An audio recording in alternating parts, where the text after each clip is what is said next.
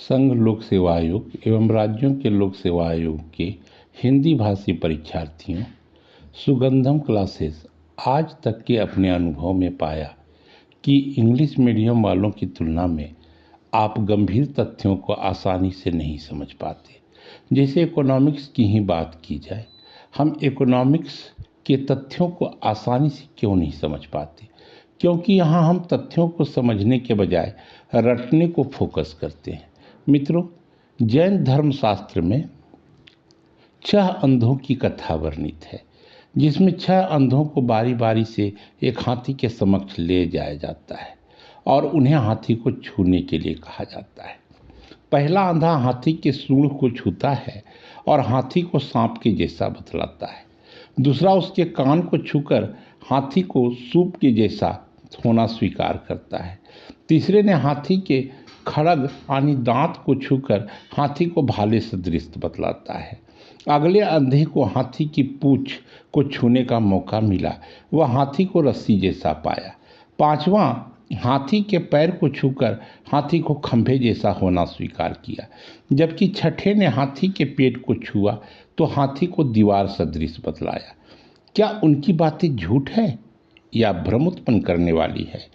यहाँ वे सबके सब सही हैं, बस उनकी व्याख्या सीमित है। आज हमारे साथ भी तो यही होता है।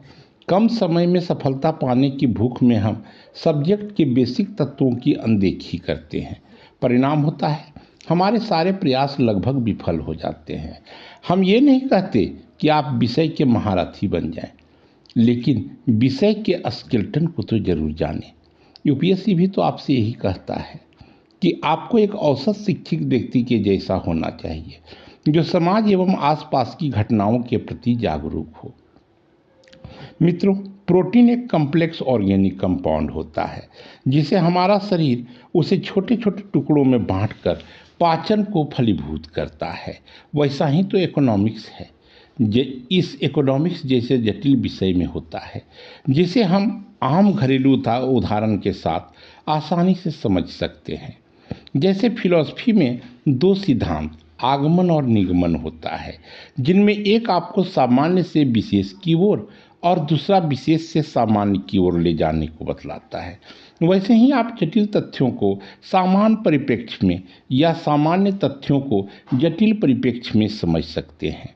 आप इसे एक और उदाहरण से समझें। देश की जीडीपी को अगर हमें समझना है तो जिसे आप हिंदी में सकल घरेलू उत्पाद के रूप में जानते हैं, तो यहाँ किसी भी देश की जीडीपी को समझने से पहले हमें उस देश के या उस देश में स्थित एक परिवार यानी घर की जीडीपी को समझना चाहिए। अगर किसी देश की राष्ट्रीय आय को जानना है तो उस देश में रहने वाले एक परिवार की आय को समझना ही बेहतर होता है। यदि हम सामान्य से विशेष की ओर चलेंगे तो हमें वह तथ्य मधुर मलाई सा मीठा प्रतीत होता है। हम आसानी से इसे समझ जाते हैं। एक उदाहरण यहाँ देना उचित है।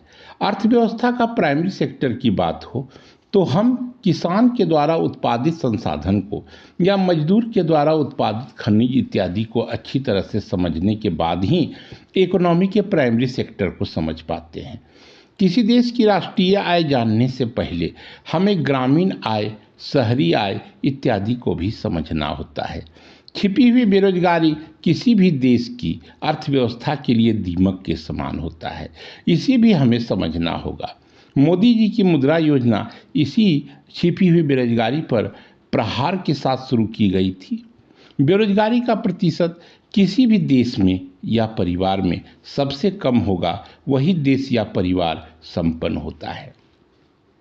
तो जटिल विषयों को छोटे छोटे भाग में समझने का प्रयास करते हैं। मित्रों, मान ले एक देश के वाई प्रदेश में जेड जनपद के एक गांव में सुमेध का परिवार रहता है। सुमेध के परिवार में पत्नी के अलावे 2 बेटे, 1 बेटी, दामाद हैं। सुमेध सब्जी का ठेला लगाकर प्रतिदिन 100 से 150 रुपये की कमाई करता है। सुमेध की पत्नी कपड़ों की सिलाई कर लगभग 150 रुपये प्रतिदिन कमा लेती है। बेटी और दामाद कस्बे में फल की दुकान चलाकर लगभग 300 रुपये कमा ही लेते हैं। सुमेध के दोनों बेटे भी पढ़ाई कर रहे हैं। अब यहाँ समझें, सुमेध के घर के प्रतिदिन के जीडीपी को। तो सुमेध की आमदनी लगभग 150 प्रतिदिन मानते हैं। उसकी पत्नी की आमदनी भी 150 माना जाए और बेटी और दामाद की आमदनी अगर प्रतिदिन 300 है तो इस प्रकार सुमेध के प्रतिदिन सुमेध के घर के डीजीपी 600 रुपये हुए। अब बेटी दामाद की आय को घटा दिया जाए तो सुमेध की आय होगी। यही आपका सुमेध का नेट इनकम हुआ जो 300 रुपये प्रतिदिन है। अब हम सुमेध के परिवार के NDP means net domestic product पर चर्चा किए। अगर सुमेध के बेटे बाहर कमा रहे होते तो सुमेध के एनडीपी में दामाद की आमदनी को घटाने के बाद उसके बेटों की आमदनी को जोड़ा जाता है। यही फार्मूला किसी देश के जीडीपी के लिए भी निर्धारित होता है, जिसके अनुसार किसी सीमा क्षेत्र के अंदर किसी निश्चित समयावधि के भीतर वस्तुओं एवं सेवाओं का कुल मूल्य उस सीमा या देश का सकल घरेलू उत्पाद कहलाता है। इस प्रकार हमने सुमेध के परिवार के जीडीपी से देश के जीडीपी को आसानी से समझ लिया। अब हम आज के विषय राष्ट्रीय आय पर चलते हैं। इसके लिए भी वही फार्मूला उपयोगी है जो हमने सुमेध के लिए अपनाया था।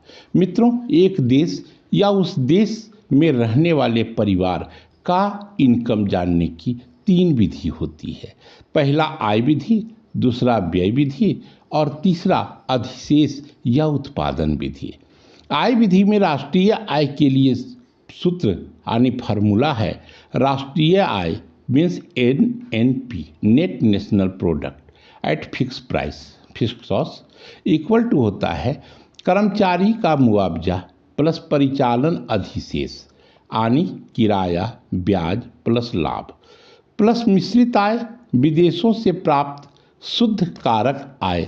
अर्थात आय विधि उत्पादन के कारकों जैसे श्रम, भूमि, पूंजी आदि से प्राप्त आय को जोड़कर राष्ट्रीय आय बनाती है।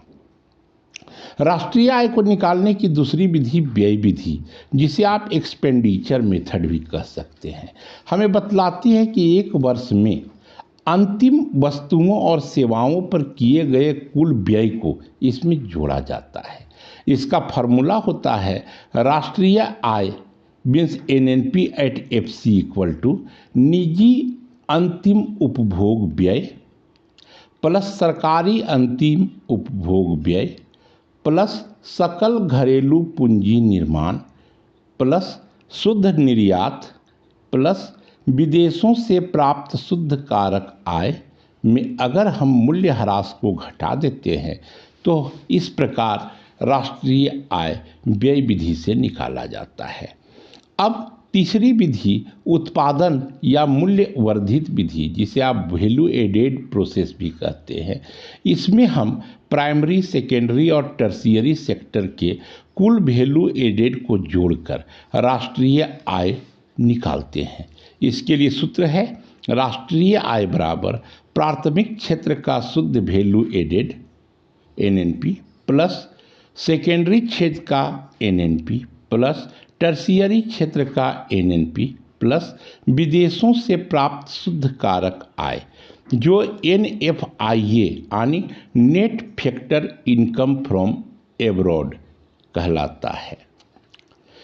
सुगंधम क्लासेस का प्रयास है कि इकोनॉमिक्स के इन जटिल फैक्ट्स को आपके लिए आसान बनाना। नेशनल इनकम के इन तीनों मेथड को अगले क्लास में हम सब और भी सरल उदाहरण के साथ समझेंगे, क्योंकि सरल उदाहरण से आप उसी प्रकार उस तथ्य को समझ पाएंगे जिस प्रकार आप किसी मनोरंजक मूवी को देख उसके भाव को समझते हैं। यूपीएससी, सीएससी, पीटी में इकोनॉमी आपकी सफलता के लिए कितनी जरूरी है ये आप भली भांति जानते हैं। हिंदी माध्यम के परीक्षार्थी सुगंधम क्लासेस के इस प्रयास को अपनी सफलता की सीढ़ी अवश्य बनाएं। धन्यवाद।